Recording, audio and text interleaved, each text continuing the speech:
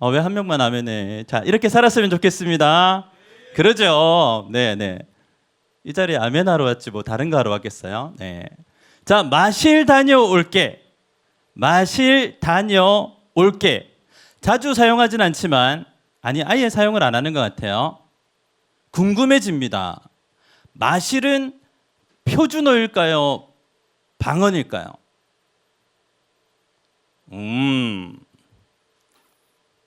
네, 의견이 갈리고 있습니다. 네. 표준어일까요? 방언일까요? 방언일까요? 표준어일까요? 네네. 표준어입니다. 친구에게 물어봤어요. 요즘 친구들이 좀 생겼다고 했죠? 챗GPT, 퍼블릭시티, 제미나이 뭐 이런 애들 좀 있어요. 네. 네, 여러분들도 친하신 듯하네요. 자, 친구에게 물어봤어요. 그러니까 이렇게 친절하게 가르쳐 줍니다. 마실은 마을의 방언에서 유래했으나 이웃에 놀러 다니는 일로서 표준어가 되어버렸습니다. 네, 방언이었는데 표준어가 된 케이스죠. 그래서 요즘은 마을을 마실이라고 표현하는 것은 표준어가 아니고 표준 국어 대사전에서도 이웃에 놀러 다니는 일, 가까운 거리에 놀러 다니는 일로 표현을 하고 일상적으로는 단순한 산책, 이웃 방문, 동네 한 바퀴. 네, 요거를 마실이라고 표현을 한다고 합니다. 그렇게 쓰여지게 되었다라고 얘기를 합니다. 그래서 영어로도 찾아봤어요. 자, 마실 다녀올게.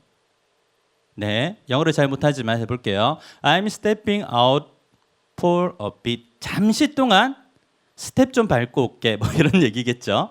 네, 오늘 본문을 보면 하나님께서 이렇게 말씀하시는 것 같습니다. 네, 저기에 눈짓 두 개와 땀삐질이 있는 것은 저 혼자만 그렇게 생각할 수 있다고 생각하고 여러분들이 이런 반응을 보일 수도 있겠다고 생각해서 넣어놓은 거니까 네, 그렇게 신경 안 쓰셔도 돼요. 자, 저는 이 본문을 보면서 하나님께서 마치 나 잠시 마실 갔다 올게 라고 얘기하는 것만 같습니다. 무슨 말이냐? 자, 처음부터 해야죠.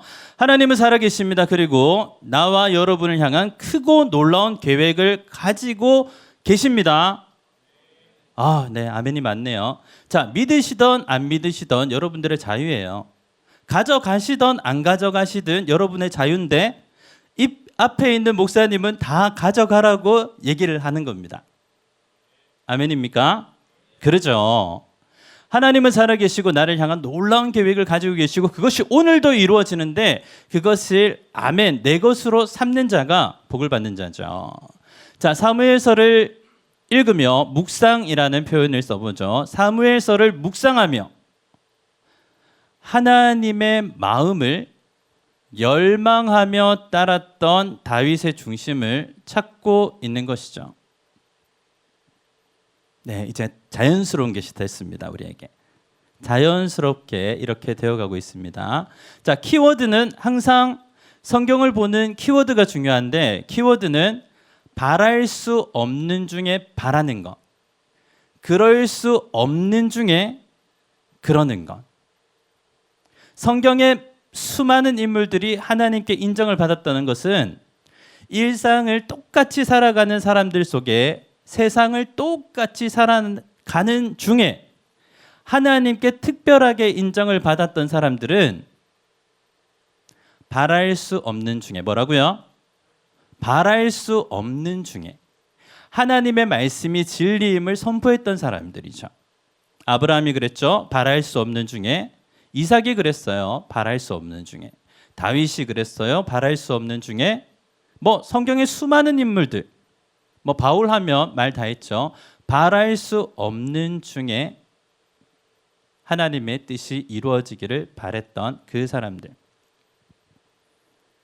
그 중심들을 우리는 찾고 있는 것이죠. 자, 궁금해집니다. 문득 지난주에 가까이 간다고 두려워하지 않아도 돼요. 저 멀리 보고 있는 거예요. 멀리 보고 있는 거예요. 자, 사무엘상 4장을 읽어오면 좋겠습니다라고 얘기한 기억이 있는데, 네, 웃으시는 분들은 네, 읽어보셨을까요? 역시 행카 확신에서 하면 다르군요. 네, 고마워요. 자, 사무엘서 4장 그리고 5장 한번 읽어 보십시오. 네, 읽어 보세요. 네, 앞에 있는 목사는 한결같이 여러분들에게 다 드리고 싶어요. 읽어 보십시오. 네, 그래요. 자, 사무엘서 4장에서 5장을 요약해 보면 이런 내용들이 있죠. 지난 시간 제목이 그럴듯하지만이었습니다. 그럴듯하게 전쟁을 준비하는 모습까지를 그리고 4장, 5장을 읽어오라 그랬습니다. 자, 그럴듯한 모습은 무엇이었냐면 전쟁을 걸었다가 4,000명이 죽었어요. 그러니까 하나님께 막 기도를 시작하다가 자문자답을 합니다. 아, 우리가 전쟁에서 패한 이유는 법궤가 없기 때문이구나. 저 실로에 있는 법궤만 가져오면 우리가 이기겠구나. 이전의 기록을 살펴보니 아, 이겼었구나. 이번에도 이기겠구나. 그래서 실로에서 법궤 가져오고 그럴싸하게 제사장 2명 세움으로써 다시 전쟁을 준비하는 그럴듯하지만의 모습으로 지난주에 살펴봤죠. 다들 기억나시는데 지금 무표정하게 앉아 계신 걸 거예요. 네. 자, 맞죠? 그럴듯한 모습의 그 이후에 아주 비참한 일이 일어난다고 말씀드렸는데 그 일은 이겁니다. 지난 시간 그럴듯하게 전쟁을 준비한 이스라엘은 블레셋과의 전투, 재전투에서 어떻게 되느냐? 자, 읽어봅니다. 첫 번째요. 시작. 30명 아니에요. 300명 아닙니다. 3,000명도 아니에요. 3만 명입니다. 첫 번째 3만 명이 죽었어요. 두 번째는요? 아, 좋아요. 자, 세 번째는요? 조금 길어서 어렵나요? 자, 다시 읽겠습니다. 시작. 엘리 제사장의 아들 홈리와 비느하스가 죽임을 당했습니다. 자, 문제 1번, 2번, 3번이 있어요. 어떤 것이 최악입니까? 오, 2번. 또요? 여러분 3만 명이 죽었으면 전쟁을 하러 나간 사람이 3만 명이 죽었다는 거잖아요. 전쟁 누가 해요? 남자. 전쟁 누가 해요? 청년. 전쟁 누가 해요?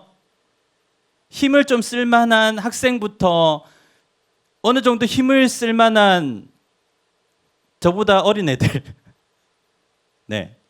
웃자고 한 얘기인데. 어쨌든 힘을 쓰는 남자들이 나가서 3만 명이 죽었다는 얘기잖아요. 그러면은 산출만 해도 한 2만 가정의 아픔과 슬픔이 생겼다는 거잖아요. 얼마나 큰 슬픔이, 얼마나 남일이라고 3만 명이 죽고 2만여의 가정에서 장례식을 치르는 상황이에요.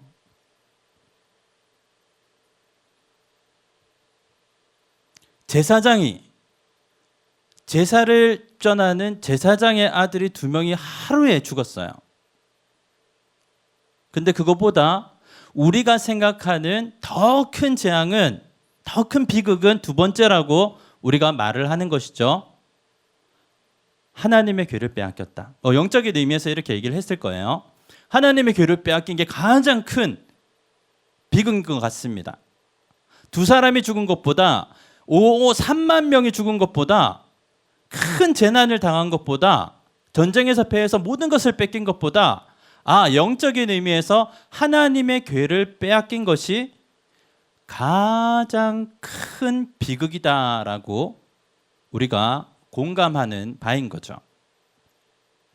자, 그로 인해서 어떤 일들이 생기죠? 네 번째, 이 소식을 들은 엘리 제사장이 뒤로 넘어가서 죽습니다. 자기 아들이 죽고 법궤를 빼앗겼다는 소식을 듣자 이 제사장이 뒤로 넘어가서 죽습니다. 그리고 이 비느하스의 아내가, 저 비느하스 3번에 나오죠. 남편이 죽었다는 얘기를 듣고 그 자리에서 굽으려 해산했는데 아이가 태어났는데 하나도 기쁘지 않은 거예요. 그래서 그 아이의 이름을 이가봇이라고 지었습니다.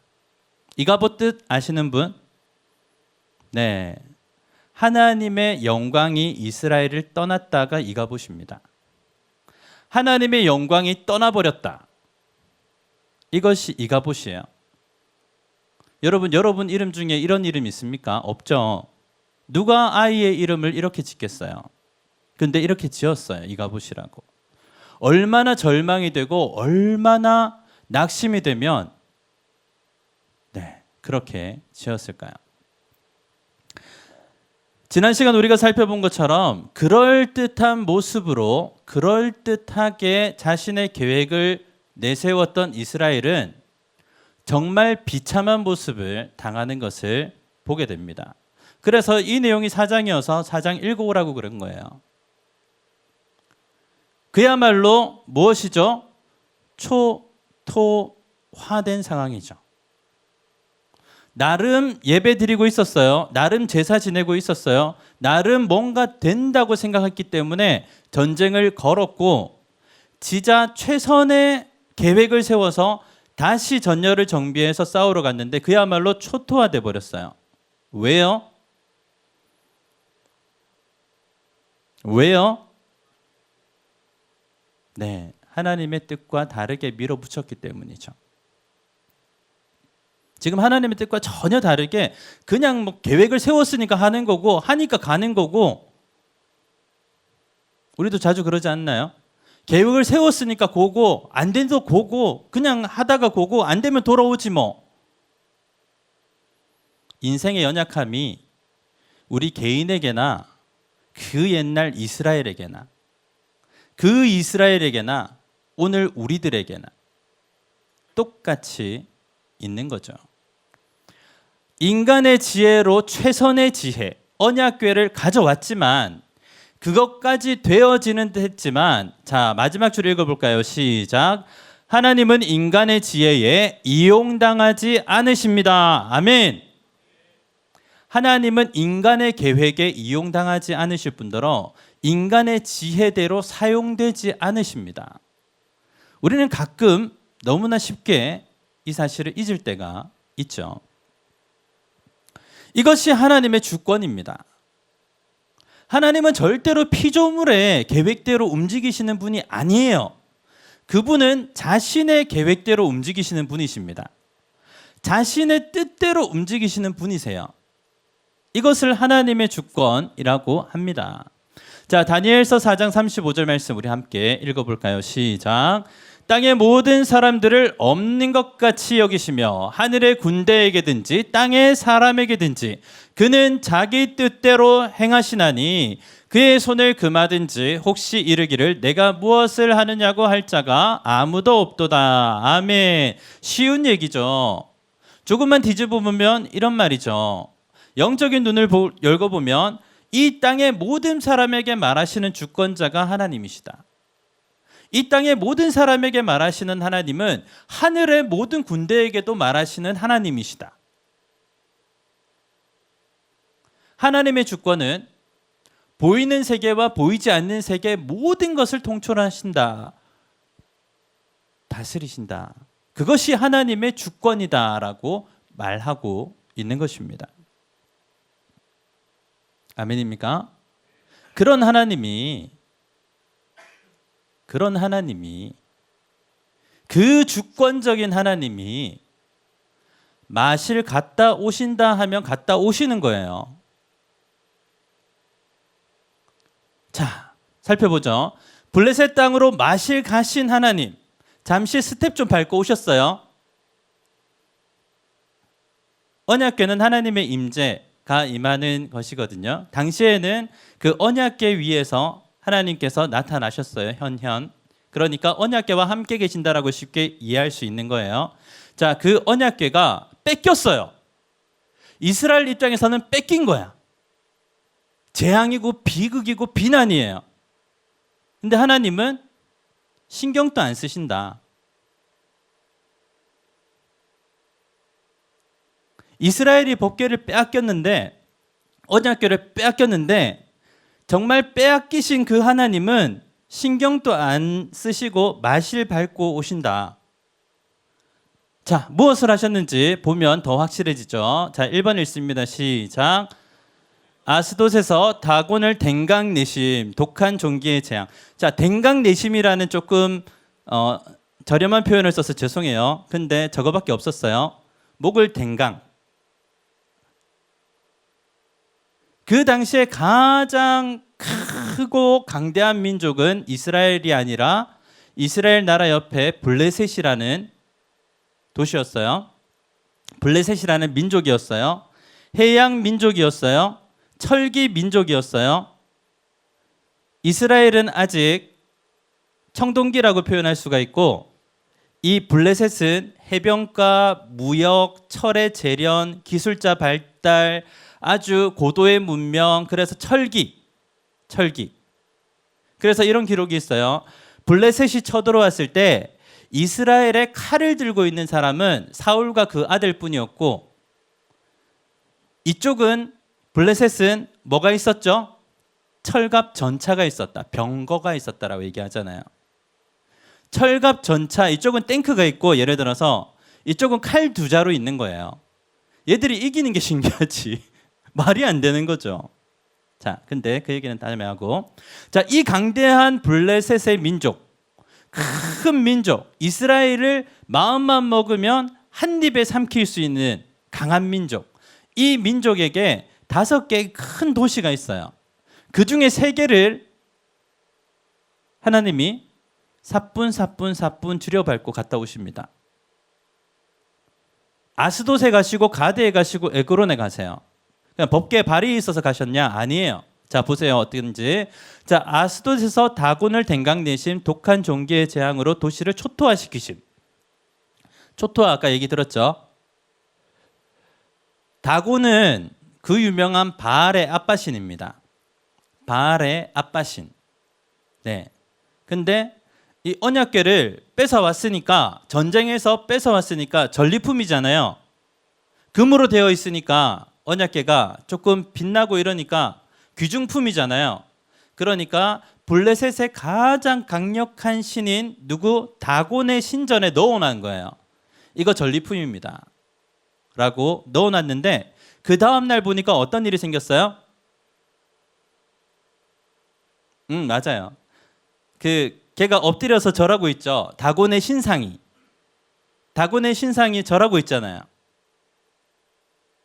봐, 안 읽고 오니까 이렇잖아. 자, 엎드려서 절하고 있어요. 다곤의 신상이 이렇게 엎어졌겠죠. 다곤의 신상이 이렇게 생겼는데 다곤의 신상이 이렇게 엎어졌겠죠. 네, 맞아요. 이렇게 엎어졌겠죠. 그래서 사람들이 깜짝 놀라가지고 제사장들이 들어가서 이게 무슨 일이지 하고 이렇게 세워요. 근데 다음날 가니까 어땠다? 예? 손 댕강, 머리 댕강된 채로 다시 엎드려져 있더라. 비로소 이 블레셋 사람들이 아는 거예요. 큰일 났다. 우리가 험한 언약궤를 갖고 왔구나. 드디어 인지를 한 거예요. 그때부터 도시가 초토화되는데, 하나님께서 독한 종기와 재앙, 지금으로 얘기하면 전염병, 피부병, 이런 것들을, 사람이 죽는 병들을 쫙 뿌려가지고 아스돗을 초토화시켜요. 초토화 아까 들어봤죠? 네. 하나님께 잘못 보이면 큰일 나요. 자, 어쨌든 아스돗이 아작이 납니다. 초토화가 돼요. 그러니까 아스돗 사람들이 이거를 우리가 갖고 있을 수 없다 해가지고 옆도시 가드에 갖다 줘요. 모르고 받았죠, 가드가. 근데 난리가 난 거예요. 심히 큰 환란이라고 표현하고 독한 종기로 가드가 다 부서졌다고 표현이 돼 있어요. 아스돗이 막 난리가 나고 가드가 난리가 난 거예요. 가져온 거는 언약궤 하나밖에 없는데, 요만한 상자 하나밖에 없는데, 도시 전체가, 가장 강력한 민족이 초토화가 나는 거예요. 그러니까 에그론으로 보냅니다. 3번째 도시.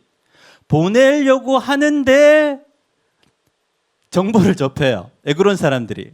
아스돗이 초토화되고 가드가 초토화되는데 이제 에그론으로 보내려고 한다. 받겠습니까, 여러분? 극구 막 데모를 하면서 안 받는 거예요. 절대로 우리 성에는 들어올 수 없다. 막 이러면서 막 이렇게 데모한다 막 이렇게 하는 거예요. 농성을. 그러니까 결국 어떻게 하기로 했냐면, 어떻게 하기로 했냐면 이스라엘로 이 법궤를 돌려보내기로 합니다.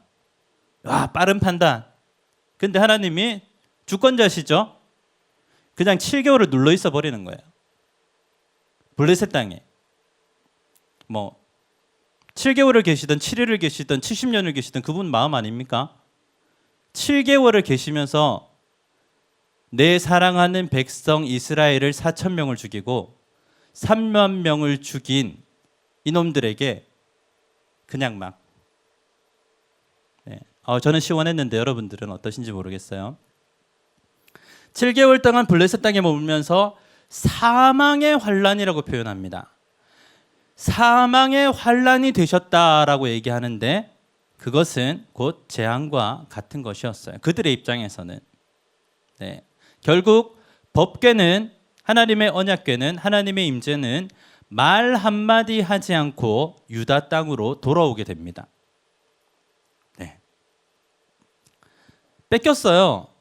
그래서 도시 세 개를 갔다가 다시 찾았습니다. 우리 입장에서 보는 거고 우리의 눈에서 보는 거고 하나님께서 그냥 갔다가 머무시다가 심판하시고 때 되어서 오신 거예요. 하나님은 주권적으로 일하시는 분이십니다. 네.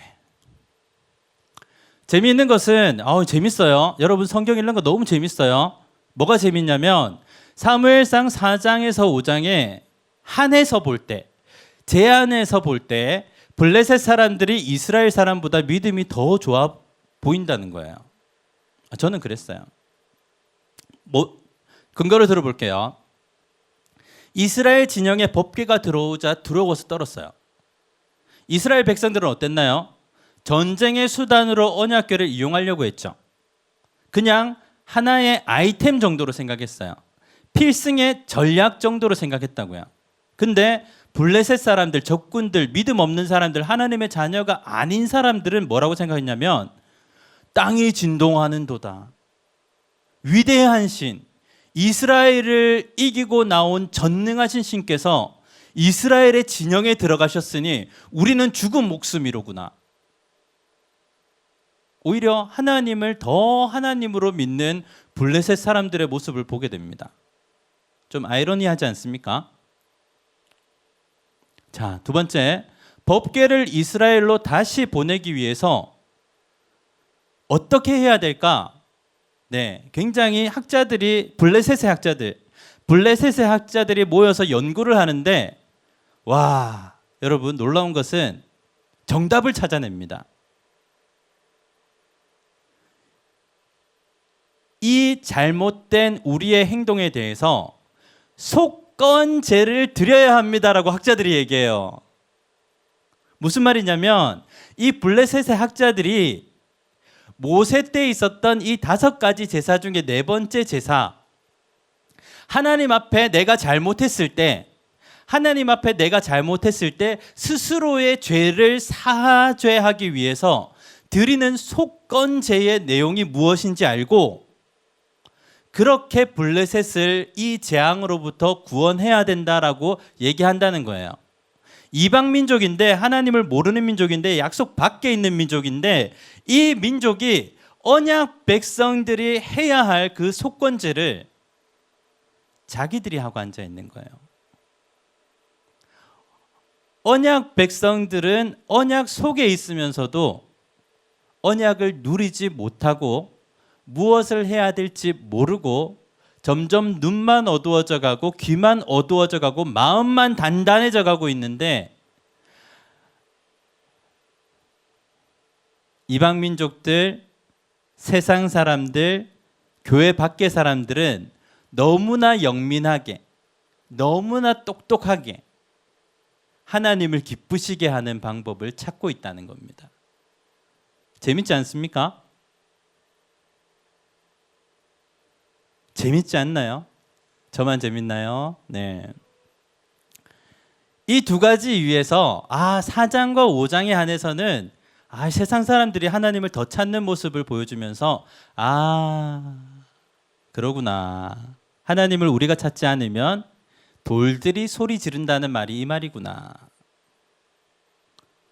이스라엘 백성들은 하나님을 이용하려다가 법궤를 빼앗기고 블레셋은 하나님을 두려워하고 하나님을 기쁘시게 하고 이 재앙이 떠날 방법을 제대로 찾는다. 이 모습을 보면서 이쯤 되면 누가 하나님을 믿는 것인가? 라는 질문에 부딪히게 되는 것이죠. 그래요. 또 재미있는 것은, 성경 재밌지 않습니까, 여러분? 또 재미있는 것은 블레셋 사람들이 두려워서 떨었을 때 재앙이 멈춘다는 거예요. 와, 이스라엘 사람들이 법궤를 들여다보았을 때 죽임을 당했다는 거예요. 우와. 하나님은 이스라엘이라서 무조건이 아니고 블레셋 사람이라고 해서 무조건이 아니라 온 인류의 하나님이시구나. 주권대로 심판하시는구나. 하나님의 뜻대로 심판하시는 거구나. 블레셋 사람들이라도 하나님 앞에서 겸비하고 돌아온 니느웨 사람들처럼 용서하시고 구원하시는 일이 있는가 하면 그 백성들이라도 금하신, 주께서 금하신 법궤 안의 영광을 들여다본 행동을 하면 그 자리에서 죽는 거구나. 어쩌면 하나님이 너무 공평하신 거예요. 근데 조금 우리 쪽으로 기울어 있는 건 이 말씀을 오늘 우리에게 들려주신다는 거죠. 이거를 꼭 캐치하시기 바라요. 네. 그냥 모르고 살다가 그런가 보다 하다가 살고다가 죽는 사람이 있고, 저거야 라고 생각하고 내 걸로 만들어서 살라고 하시는 그 주님의 음성을 캐치하는 사람이 있고, 결국 말하고 싶은 것은 하나님의 주권이라는 것이에요. 대상을 가리지 않는 하나님의 주권이라는 것입니다. 지역을 가리지 않으시는 하나님의 주권이라는 것입니다. 이 모든 것을 살펴볼 때 하나님께서 이스라엘 곁에서 정말 오래오래 참으시고 계셨다라는 것입니다. 느끼십니까? 이스라엘에 있을 때는 참고 계신 거예요. 아주 오랫동안 참고 계신 거예요. 근데 한번 마실 나갔다 오니까, 그분이 마실 한번 나갔다 오시니까 도시 3개가 멸망하잖아요. 그 주권대로 한 바퀴 돌고 오시면, 심판하시려고 하시면, 그렇죠. 참고 계시는 거예요. 참고 계시는 거. 우리 가운데서 참고 계시는 거예요. 이렇게 안 하려고 했는데 이렇게 가니까 돌아옵시다. 네. 자, 사무엘상 오늘 말씀 같이 읽어볼게요. 7장 1절부터 2절입니다. 시작. 기럇 여아린 사람들이 와서 여호와의 궤를 옮겨 산에 사는 아비나답의 집에 들여놓고 그의 아들 엘리야사를 거룩하게 구별하여 여호와의 궤를 지키게 하였더니 궤가 기럇 여아림에 들어간 날부터 20년 동안 오래 있은지라 이스라엘 온 족속이 여호와를 사모하니라. 아멘. 여기서 아멘 해주셔야 돼요. 아멘. 법궤가 마실 갔다가 돌아오셨어요. 그리고 그분의 주권대로 머무십니다. 20년이 지나자 어떤 변화가 일어났습니까? 이스라엘 온 족속이 여호와를 사모하니라. 사무엘 살아있죠?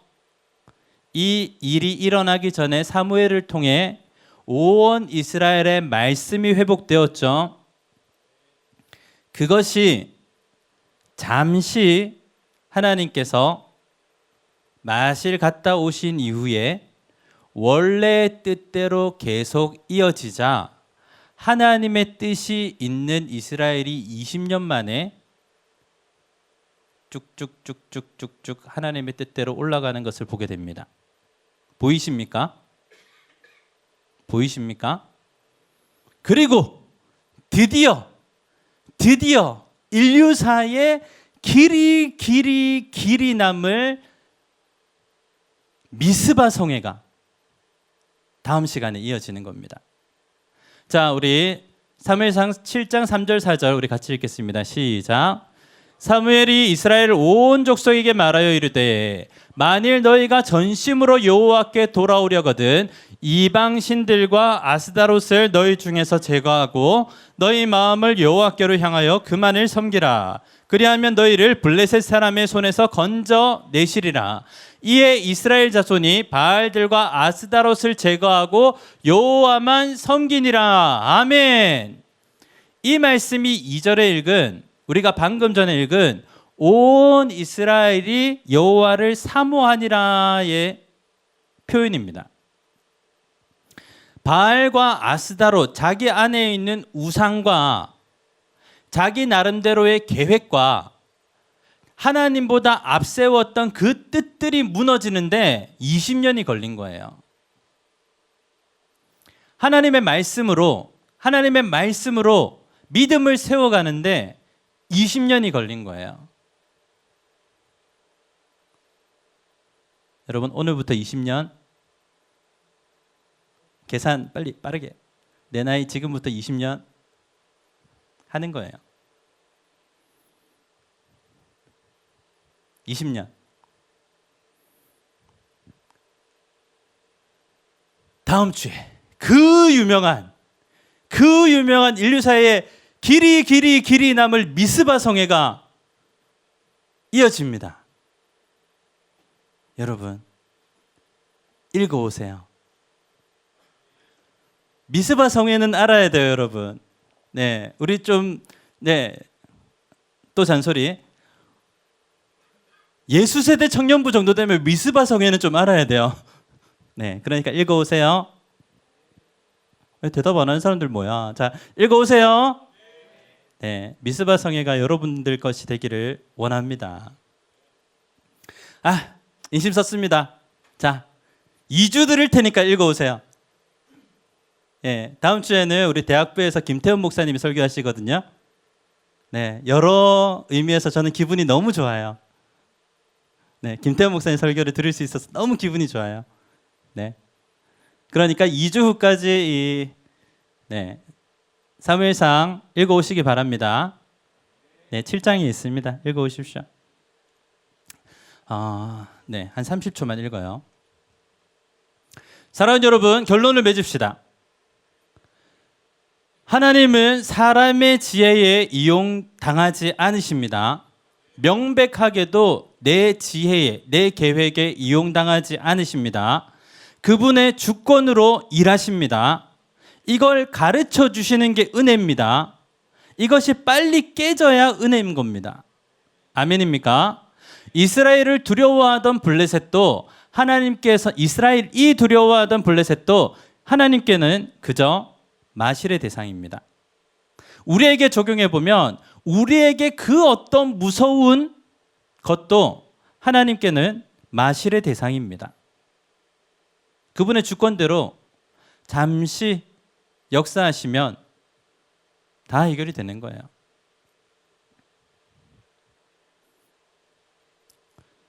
그분이 내가 믿는 하나님입니다. 아멘입니까? 믿음으로 고백합시다. 지난주에 몇 주 됐어요.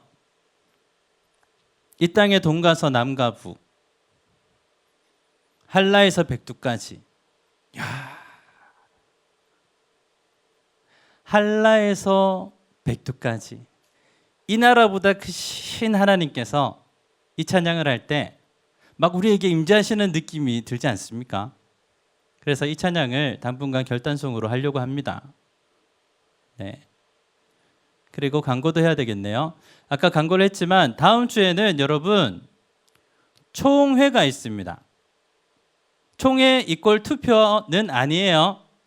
무슨 말이냐면 총회는 우리 청년부 전체 회원이 모여서 하나님 앞에 한 해 동안 베풀어 주신 은혜에 감사하는 총회의가 있는 것이고요.